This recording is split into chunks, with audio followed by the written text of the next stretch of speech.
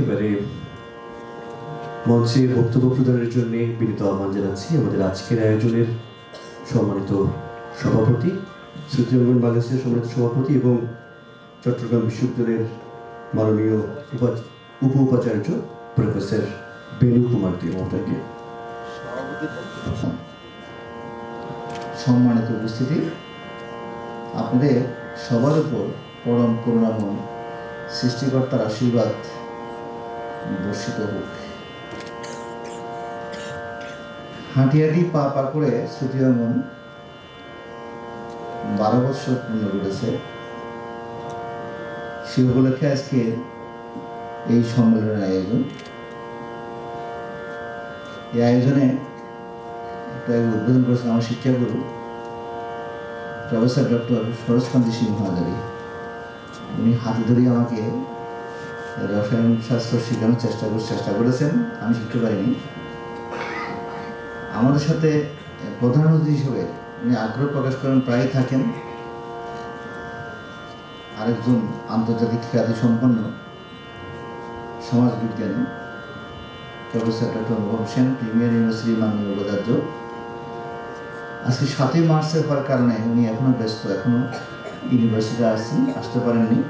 তো ওনার শুভেচ্ছা আমাদের সবার প্রতি রয়েছে। একই অবস্থা থাকার কথা ছিল জনাব রাশেদ রৌ, উনিও ব্যস্ত। এতক্ষণ আপনাদের সাথে বক্তব্য দিয়ে গেলেন জনাব ভাস্বর ডি.কে দাস মামুন। আমাদের সামনে বিশ্ববিদ্যালয়ের বেশ কয়েকজন সম্মানিত শিক্ষক আছেন, নাম বলছি না, তবে একজনের নাম না বললে হয় না। যে কুঞ্জেশ্বরীর পরিচালক, এই বইটার পিছনে যিনি আছেন, এটা কিন্তু বিজ্ঞাপন না, এটা শ্রুতি অঙ্গনেরই অঙ্গ বিশেষ। শ্রুতি অঙ্গনের যে কোনো অনুষ্ঠানে হাজির থাকেন। আমি আপনাদের সবার প্রতি নমস্কার জানাচ্ছি, সালাম জানাচ্ছি, শুভেচ্ছা জানাচ্ছি, কিন্তু স্মরণ করছি যেটার প্রতিষ্ঠাতা সভাপতি প্রফেসর ডক্টর জীবন চন্দ্র পাল। উনি এই শ্রুতি অঙ্গন যাত্রা শুরু করেছিলেন আজ থেকে 12 বছর আগে। আয়োজন আমরা দেখেন প্রয়াত ডাক্তার সন্দীপন দাস, যিনি নিজে মৃত্যুর মুখোমুখি হয়ে মানুষের সেবা করেছেন, জানেন, প্রয়াত হয়েছেন। অনেক চেষ্টা করেছিলেন যে খুব ভালো বেহালা বাজাতেন, গিটার বাজাতেন, বাঁশি বাজাতেন, অনেক চেষ্টা করেছি সভাপতি আপনি হননি, উনি স্বর্গে চলে গেছেন। আর যিনি বললাম যে কুঞ্জেশ্বরীর যে মালিক যিনি ছিলেন নায়ন প্রফুল্লনন্দন সিংহ, যখন বললাম যে আমার থেকে চলে না, আপনাকে অ্যাডভার্টাইজমেন্ট দেন, কয়ে না আমি অ্যাডভার্টাইজ দিই না, কারণ ওনার পানি জলের যে ব্যবস্থাটা আমি প্রায় দেখি, আর ওনার বিরাট আঙ্গিনা যে ওষুধপত্রগুলো আছে আমি ঘুরে ঘুরে যাই, চাচ্ছিলাম একটু গবেষণা করতে, কারণ বাংলাদেশে প্রায় 1000 ওষুধি গাছ আছে, সব গাছের প্রতিফলন এখানে আছে, কিন্তু এখানে গবেষণা হচ্ছে না বলে আমরা এগোতে পারছি না। তো অ্যাডভার্টাইজ বলছি যে আমি তো অ্যাডভার্টাইজ দিই না, যে আপনার একটা ছবি দেন, ছবিটা আমার ম্যাগাজিনের পিছনে থাকবে। সে থেকে এটা এখনো আছেন, কিন্তু উনি প্রয়াত। আমি ওনাদের আত্মার শান্তি কামনা করছি। আমি গান গাইতে জানি না, যেমন আমি রান্না করতে জানি না, কিন্তু স্বার্থ বুঝি। গান আমি গাইতে জানি না, পারি না, কিন্তু গান শুনি একেবারে হাত পা ছেড়ে দিয়ে। রবীন্দ্রনাথের যারা কথা আছে না, ওগুলো সই, আমার তো ইচ্ছে করে এর কথা, মনের কথা কই, আমার হাত পা ছেড়ে দিয়ে আমি গান শুনি। সমস্যা হলো আমি যখন গান শুনি তখন আমার 2 সন্তান বিরক্ত হয়ে দরজা বন্ধ করে দিতেন, যেটা হাজারি স্যার একটু আগে বলেছিলেন। তা আমার বড় সন্তান একদিন বলে যে গিটার কিনবে। কেন? যেটা বললেন যে মামুন যে স্টেডিয়ামে গান চলছে, আমি তো ড্রামে পারি দেবে আর চুল নাচাবো, আমি তো এটা কিনে দিতে পারবো না। সে খুব মন খারাপ করলো। এরপরে বললো যে আমি ক্লাসিক্যাল বাজাবো। তো আমি যে ক্লাসিক্যাল যদি বাজাতে থাকি তবলটা শোনাও। তো তবল সে শিখছে। একসময় হাজার ইসলাম পাড়াতে আমার দৈনিক বসে আছেন, সেই তবলে প্র্যাকটিস করছে। তো হঠাৎ সে বন্ধ করার পরে উনি জিজ্ঞেস করলেন এই তবলটা কোন চ্যানেলে বাজলো। তখন আমার ভাই বলছে না, আমার বড় ছেলে বাজিয়েছে। তো গিটার কিনে দেওয়া হলো। একবার দেখি রাতে 3টে বাজে তার দরজার নিচে আলো জ্বলে। তো আমি খুব রেগে গেলাম, দরজা খোলালাম, বললাম যে কী করতে কী করো, আমি গিটারটা আশা দিয়ে ভেঙে ফেলবো। বলে যে আমি একটু এরকম পড়ছি, একটু গিটার বাজাচ্ছি। তার 7-8 মাস পরে গর্ব করে বলে যে আমি গিটার বাজিয়ে স্কলারশিপ পেয়েছি।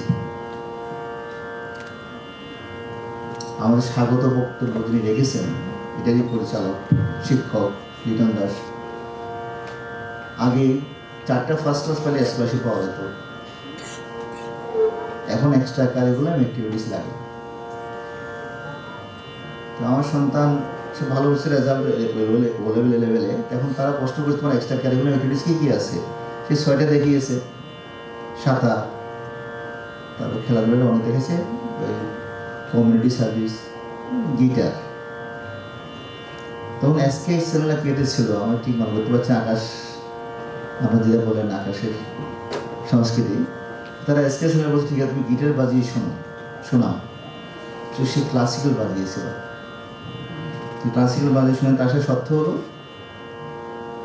1 সেমিস্টারে 25 ঘন্টা তাকে সাংস্কৃতিক সন্ধ্যায় অংশগ্রহণ করতে হবে গিটার বাজানোর জন্য। সে তো মহা খুশি। এমনি গিটার বাজাবে, সে তাকে স্কলারশিপ দেবে। সে এসে বলে দেখো গর্ব করে যে আমি গিটার বাজিয়ে স্কলারশিপ পেয়েছি, তাকে আমি অভিনন্দন জানিয়েছি।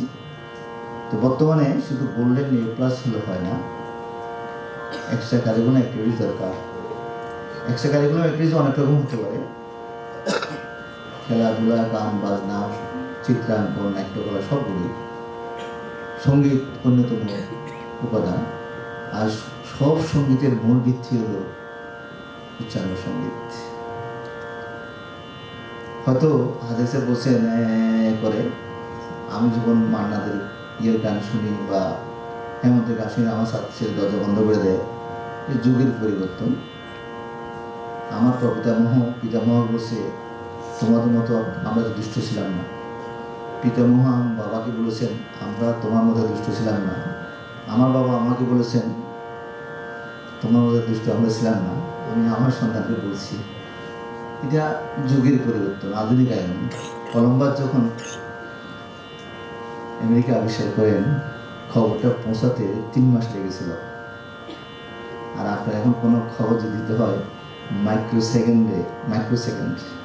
দিতে এই পদ্ধতি দিতে পারেন। তবু সেই আধুনিক ডিজিটাল যুগেও উচ্চাঙ্গ সঙ্গীতকে অবহেলা করা যাবে না। সুফিবাদ বা যে কোনো ধর্মেরই মূল কথা হলো আমাদের পঞ্চেন্দ্রিয় বলে, আমি বলি ষষ্ঠ ইন্দ্রিয়, মন 8টি ইন্দ্রিয়। এই ষষ্ঠ ইন্দ্রিয়কে সংযত করে স্বরূপকে সংযত রেখে আত্মার পরিশুদ্ধি করে পরমাত্মা লাভ করা না হলো ধর্ম। সেটা সব ধর্মে আছে। আর এই প্রকৃতির সাথে আত্মার যে সম্পর্ক, সেই সম্পর্কের জন্য প্রয়োজন, আত্মশুদ্ধির যে প্রয়োজন, সেটা সঙ্গীত। সঙ্গীত প্রকৃতির সাথে আত্মার মিলন ঘটায়। আর সেটার মূল উৎস যে আপনার এই উচ্চাঙ্গ সঙ্গীত। দেখুন এখানে প্রায় 80 জন আছে, এদেরকে অভ্যাস করানো। আস্তে আস্তে আস্তে আস্তে যেন অভ্যাস করবে উচ্চাঙ্গ সঙ্গীতে, তাদের মন, চিন্তা, ভাবনা কখনো খারাপ দিকে যাবে না। ভালো মানুষ হতে হলে সঙ্গীতের কোনো বিকল্প নেই। আইনস্টাইন অবসর মুহূর্তে যখন ক্লান্ত হয়ে যেতেন বেহালা বাজাতেন। আপনারা জানেন আমাদের চট্টগ্রাম বিশ্ববিদ্যালয়ের একজন বিজ্ঞানী ছিলেন প্রফেসর ডক্টর জামাল নজরুল ইসলাম। উনি অবসর সময়ে গিটার বাজাতেন। তাই আপনার সন্তানদেরকে অবশ্যই লেখাপড়া করবে। লেখাপড়া না করলে তো যে জীবন চলার পথে হাঁটতে পারবে না। পাশাপাশি তাকে তার যেটা ভালো লাগে, কারো নাট্যকলা ভালো লাগে, কারো চিত্রাঙ্কন ভালো লাগে, কারো সঙ্গীত ভালো লাগে, যেটা ভালো তার একটা শখের যে বিষয়, যেখানে তার চিত্ত বিনোদন।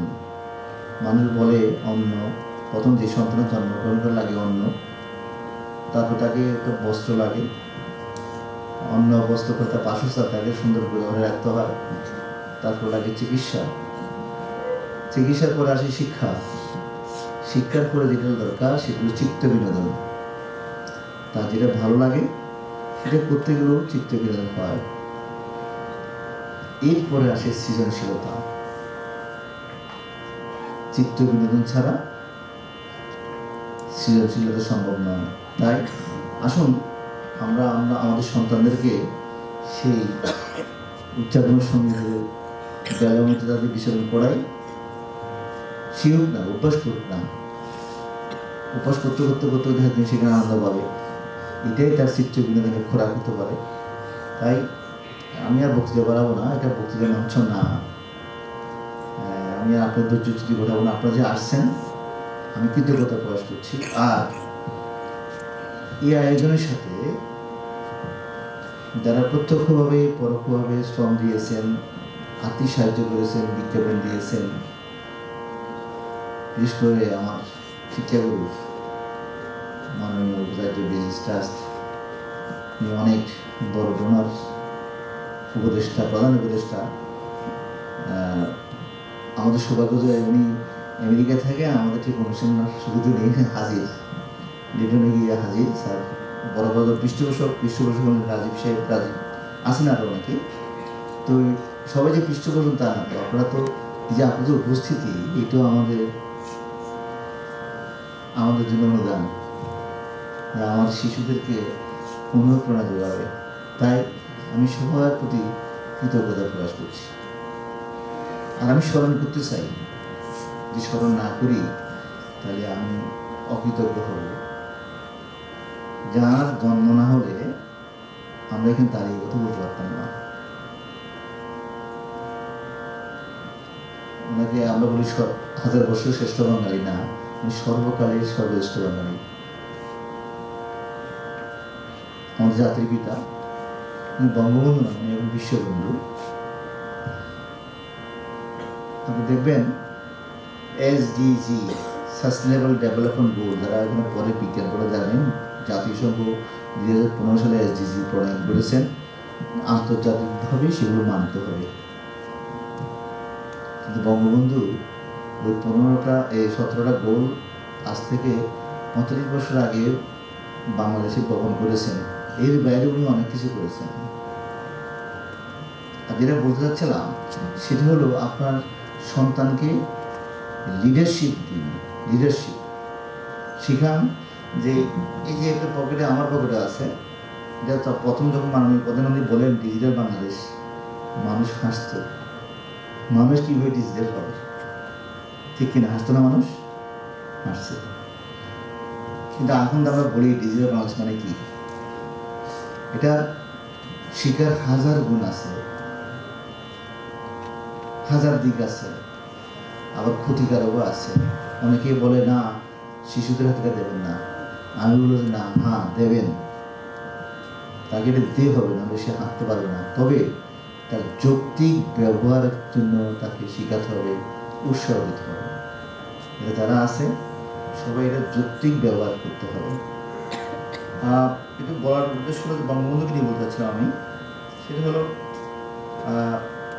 লিডারশিপ। এখানে যারা আসো তোমরা সবাই যাও, লিডার হতে হলে কি কি গুণ থাকা উচিত? প্রথম 10টা আসবে, নিচে লেখা থাকে মোর, সেটাতে বাটনে টিপ দিলে আসবে 25টা। তুমি দেখো এই 25টা লিডারশিপে তোমার কি কি গুণ আছে, বাকি তোমাকেই আয়ত্ত করতে হবে। এর বাইরে বঙ্গবন্ধুর ছিল আরো 11টা গুণ। দেশপ্রেম, রেশিয়াল অ্যান্ড রিলিজিয়াস হারমোনি, উনি ছিলেন সম্প্রদায়ের প্রতীক। তাই সংবিধানের প্রথম লাইনে লিখেছিলেন ধর্মনিরপেক্ষতা। বিশ্ব উনার 50 বছর পরে এখন চেষ্টা করছে মাল্টি কালচারাল নেশন তৈরি করতে। কারণ সারা বিশ্বে কি চলছে? ধর্মীয় হানানি চলছে, রেশিয়াল হানানি চলছে। এটা বঙ্গবন্ধু আজ থেকে 54 বছর আগে আমাদের সংবিধানে এনে দিয়েছিলেন।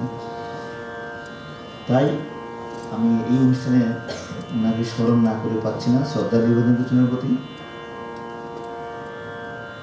ওনার সাথে যারা আজ পর্যন্ত দেশের জন্য শহীদ হয়েছেন, ওনাদের শ্রদ্ধা নিবেদন করছি। যারা বেঁচে আছেন, দেশের জন্য ত্যাগ স্বীকার করবেন, ওনাদের প্রতি শ্রদ্ধা জানাচ্ছি। এবং আমাদেরকে যে মাননীয় প্রধানমন্ত্রী যারা বলছেন স্মার্ট বাংলাদেশ তৈরি করার জন্য, আমাদের সন্তানদেরকে আসুন আমরা স্মার্ট নাগরিক হিসেবে গড়ে তুলি। আর স্মার্ট নাগরিকদের প্রথম দরকার ভালো মানুষ। আর ভালো মানুষ হতে হলে ওই এক্সট্রা কারিকুলাম অ্যাক্টিভিটিস লাগে, যেটা মানুষের নৈতিক গুণ, নৈতিকতা এবং মানবিক গুণগুলির বিকাশ ঘটায়। আমি হঠাৎ করে ওই এদিকে গেছিলাম কিছুদিন আগে, MIT এবং হার্ভার্ড পাশাপাশি। এখানে লেক আছে, দেখি ছাত্রদেরকে যারা প্রথম ভর্তি হয়ে তাদের লেকে নামে দিয়েছে। সাঁতার শিখতে হবে, তাকে সাইকোলজি করতে হয়, তাকে সোশিয়োলজি করতে হয়, প্রথম বর্ষ ছোট ছোট কোর্স। কারণ কি? তাকে আগে মানুষ হতে হবে, তারপরে সে তার ডিসিপ্লিনে যাবে। তাই আসুন আমরা সবাই মিলে এই সঙ্গীত চর্চার পাশাপাশি আমাদের সঙ্গে মানুষ করি। মাননীয় প্রধানমন্ত্রী স্মার্ট বাংলাদেশ তৈরি করার জন্য যোগ্যতম নাগরিক হিসেবে তৈরি করি, এই আহ্বান জানিয়ে আমি আমার শুভেচ্ছা বক্তব্য এখানে শেষ করছি। আপনারা সবাই ভালো থাকবেন। অনুষ্ঠানে আরও ভালো ভালো শিল্পী আসবেন। এখন তো মানুষজন কম, কারণ ভালো শিল্পীরা পরে আসবেন, এখন বক্তৃতার মঞ্চ তো, তাই নাই আসবেন। যে আপনাদের সেই গান শোনার জন্য, সঙ্গীত শোনার জন্য আমন্ত্রণ জানিয়ে আমার বক্তব্য এখানে শেষ করছি। জয় বাংলা, জয় বঙ্গবন্ধু, বাংলাদেশ চিরজীবী হোক। সুধীয়ঙ্গন অনেক টানাপোড়েন, অর্থের সংকট, এর মধ্যেও যেন শপথে এগিয়ে যায়, এই কামনা করে বিদায় নিচ্ছি।